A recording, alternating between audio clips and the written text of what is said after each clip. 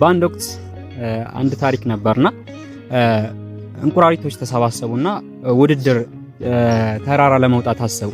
ተራራውንም ለመውጣት ደግሞ 200 እንቁራሪቶች ለውድድር ቀርበዋል። እነዚህም እንቁራሪቶች በቃ እንጀምር ተባብለው ጀመሩ ተራራውን መውጣት ማለት ነው። ተራራውን በሚወጣበት ጊዜ አንዳንዶቹ 50 የሚደርሱ እንቁራሪቶች መንገድ ላይ ገና ሳይጀምሩት አይ ይሄንማ መውጣት አንችልም ብለው ወደ ኋላ ቀሩ።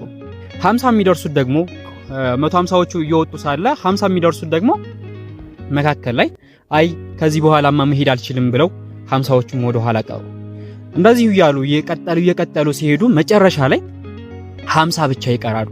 50 ብቻ ሲቀሩ ጫፍ ላይ እንደደረሱ 49 ወደ ኋላ ወደቁ። በቃ የሚገርም ፀሐይ ነው ይሄ፣ በጣም ሐራራ ፀሐይ ነው፣ ስለዚህ እኛ መውጣት አንችልም ማሸነፍ አንችልም ብለው ወደ ኋላ ቀሩ። ነገር ግን አንድ እንቁራሪት ነበረች። ያቺ እንቁራሪት መውጣት ቀጠለች። ካሁን ትወርቃለች ብለው እየተጠባበቁ ሳለ ነገር ግን እሷ ተራራውን ወጥታ ጨረሰች።